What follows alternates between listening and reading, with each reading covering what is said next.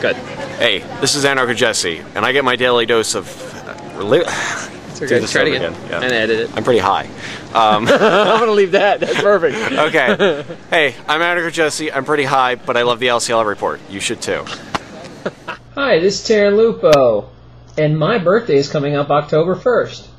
Instead of sending me all the exotic gifts and bags of money you guys usually send, I'd like you to instead contribute to the Free State Project Money Bomb. On October 1st, there'll be a money bomb. And if you contribute more than $100, you get this really cool silver round.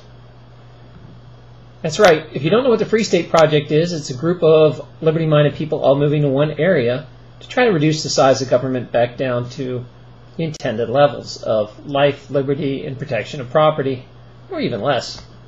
Check it out at www.freestateproject.org. Well, welcome to Low Country Liberty Report. Today we're going to be talking about an activist named Jesse up in New Hampshire. Jesse's a more controversial activist. He's done all sorts of things, but recently he has been in trouble for illegally gardening. You can think that you would actually go to jail over gardening, but yes, he actually has a warrant out for him and police are looking for him. He got sentenced to 3 days in jail for illegally excavating. Now, the whole idea of this is I'm going to take you over to a clip from Dave Ridley first to explain a little background. Then I'm going to show you some interviews I did with him. I'm going to till this land right here. Oh, here we are. How you doing? Broadcasting live. It's going pretty good. Shut this down. Go ahead and put your hands behind your back. Jesse Maloney of Keene, New Hampshire, using civil disobedience to protest a city policy this spring. But now he's paying the price. At trial on July 21st, Judge Edward Burke found him guilty and sentenced him to a $120 fine. Maloney will not pay the fine, and thus is expected to spend 3 days in the Cheshire County Jail. He was charged for excavating without a permit on city land. But let's go backwards a little bit and talk about why he did this. In the spring of '09, Keene's City Council voted to dump $5,000 of taxpayer money on a food co-op study. At the same time, they were moving to seize 3 houses for back tax issues. Now, the way Maloney saw it, it was like stealing the houses in order to fund the food co-op feasibility study.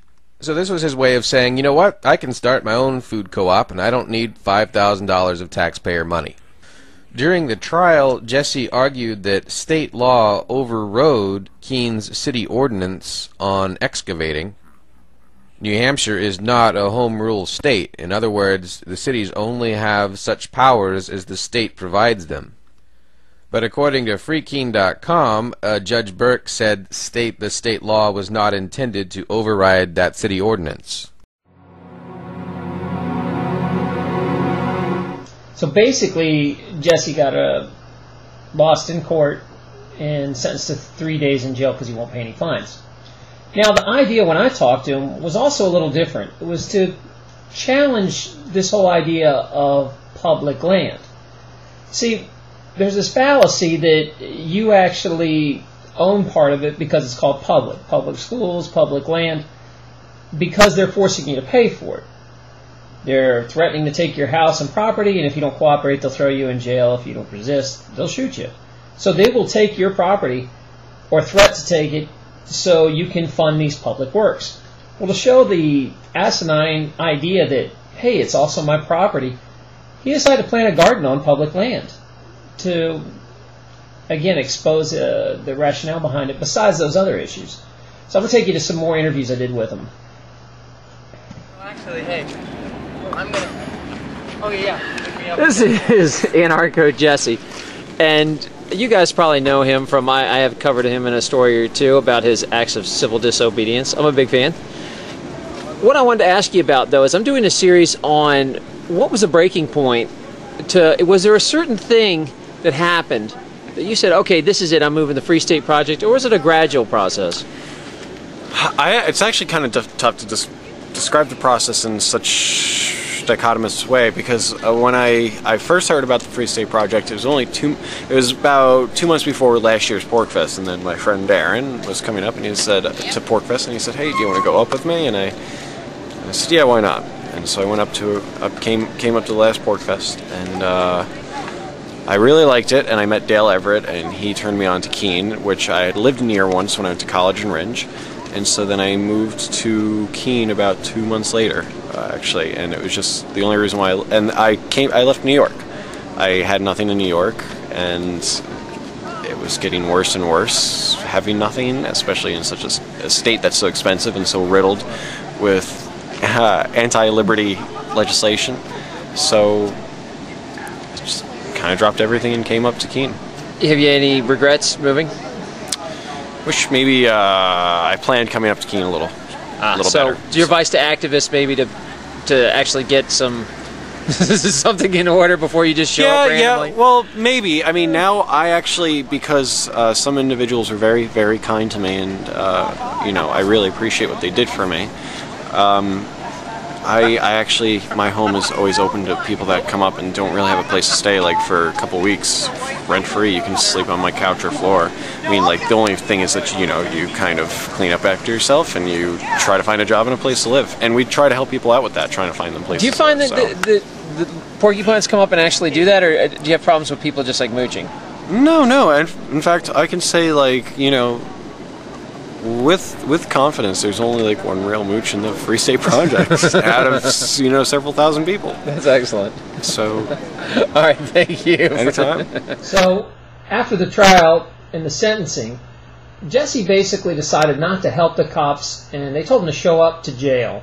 So why make their job easier? Let them earn their money and come get them.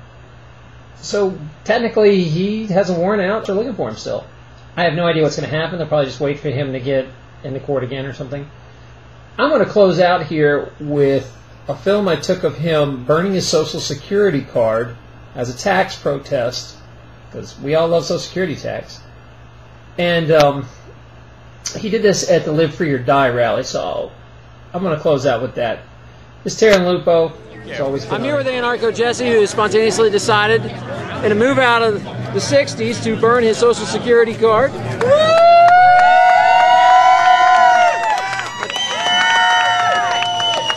Jesse, tell me why you're doing this.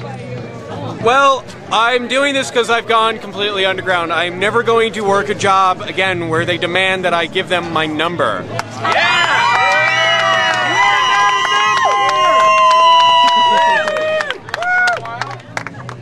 And that's kind of the large reason I do it. I never ever want to work for a company again or anybody again that thinks it's a good idea to comply with the federal government. So you're willing to put up with all the inconveniences in your life that's going to happen in order to be free? Yeah, that's right. I don't mind. In fact, I'll even read you the contents before I burn it. Down in history, baby!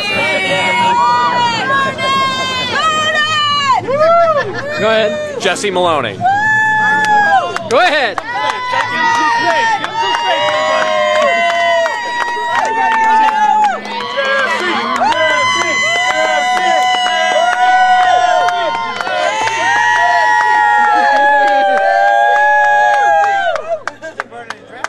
That's right, baby. That's right.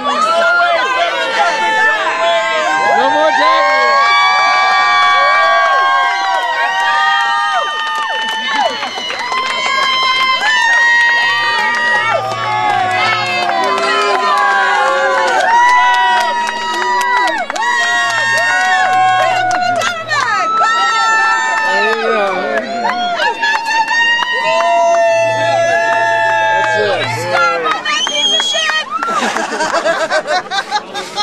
It's worth nothing anyway. There you go. Terry, you want to check out? How do you feel? There you go. Here, that's what's left of it right there. Congratulations! Congratulations! I'm so proud of you. So you feel liberated? Security. What's that? You feel any different? After violence. Are you No, more liberated? I'd actually been past this for a real long time. So it's just doing something I hadn't caught up with yet. Thank you. Well done. Thank you very much. Thank you for standing up for the shit that you're paying for that you'll never get again. Considering he'll never get to use it anyway. Congrats, Jess. Try to take a pain pill, you'll be fine.